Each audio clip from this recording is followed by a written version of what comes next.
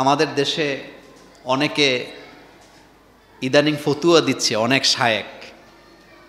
কি বলে? ইরানকে সমর্থন করা যাবে না, কারণ ইরান হইল শিয়া। আপনি বাংলাদেশে বসে বসে ফতুয়া দেন যে এই যুদ্ধে বিজয় লাভ করলো কারা? 100% ইরান বিজয় লাভ করেছে। কিচ্ছু বলবো না, শোনেন, একটা ভবিষ্যৎবাণী করে দেই। এই শতাব্দী মুসলমানদের শতাব্দী, ইসলামের শতাব্দী। সুতরাং আমি আপনাদেরকে 3টা ক্লু দেই। আমেরিকা আফগানিস্তান থেকে মাইর খাইয়া বিড়ালের মতো পালায় গেছে, এটা হলো মুসলমানদের এই শতাব্দীর 1 নাম্বার বিজয়। ইন্ডিয়া পাকিস্তান থেকে মাইর খাইয়া ঘরে আইসা ঢুকছে, এটা হয়তো মুসলমানদের 2 নাম্বার বিজয়।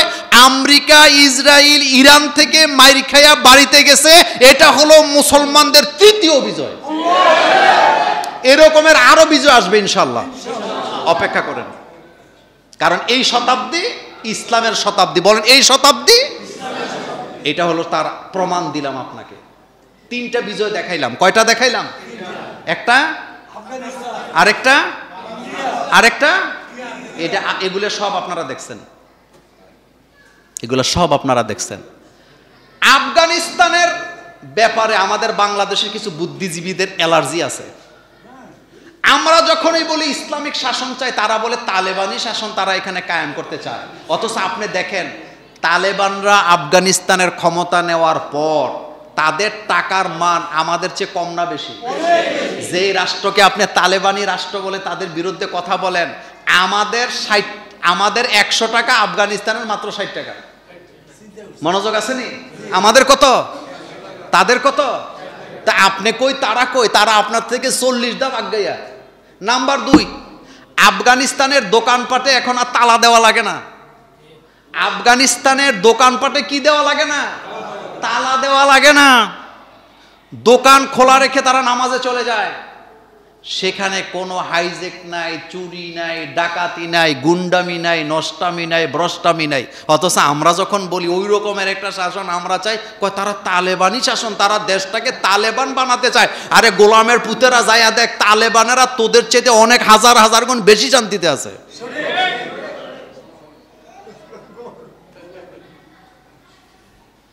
কথা কি বুঝাইতে পারলাম? ইসলাম ছাড়া কখনো শান্তি পাওয়ার সম্ভাবনা। যাদের টাকার মান আমাদের চাইতে 40 ধাপ আগাইয়া, তাদের বিরুদ্ধে কথা বলে শুধুমাত্র দেশের টাকা চুরি কইরা বিদেশে বাড়ি বানাবার ধান্দায়।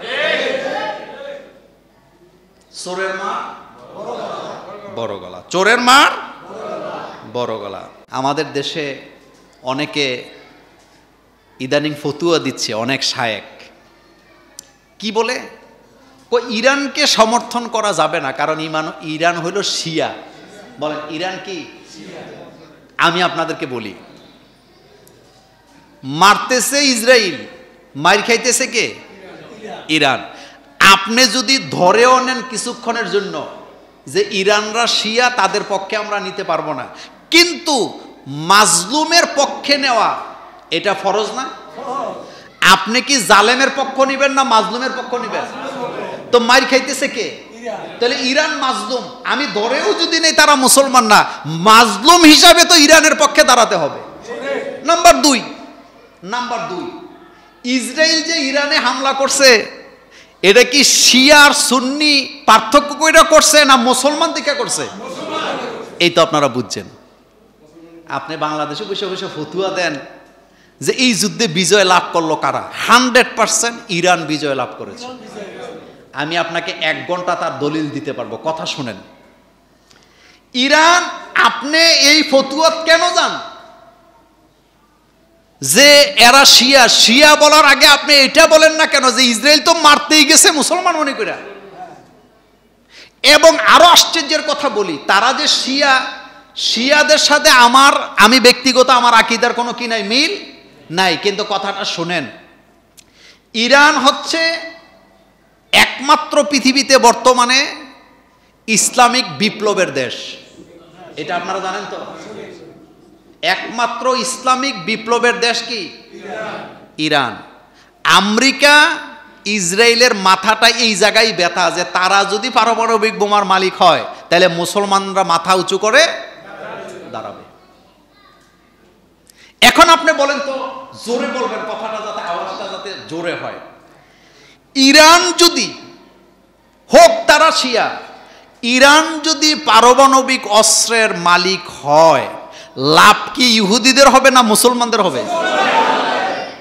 ফাইন, এবার বুঝতে পারছেন আপনারা। তাহলে বোঝা গেল যারা উল্টা পাল্টা ফতুয়া দেয়, ডাল মে কুছ কালা হ্যায়, এটা মনে রাখবেন। তবে আলহামদুলিল্লাহ, ইরান শুধু বিজয়ী লাভ করে নাই, পৃথিবীকে দেখায়া দিছে আমাদের পাশে তোমরা দাঁড়াও চাই না দাঁড়াও, আমাদের পক্ষে একজন আছে। সে কে? এ কথা কি কোনো সন্দেহ আছে?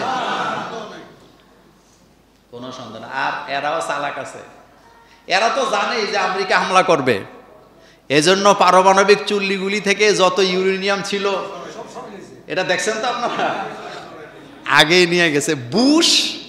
আর কি বলে ডোনাল্ড, শোনেন, ডোনাল্ড ট্রাম্পরে আপনি দেখলে বুঝবেন যে ঘুমায় না, মনে হয় যেন পাবনা থেকে ছুটে আইছে।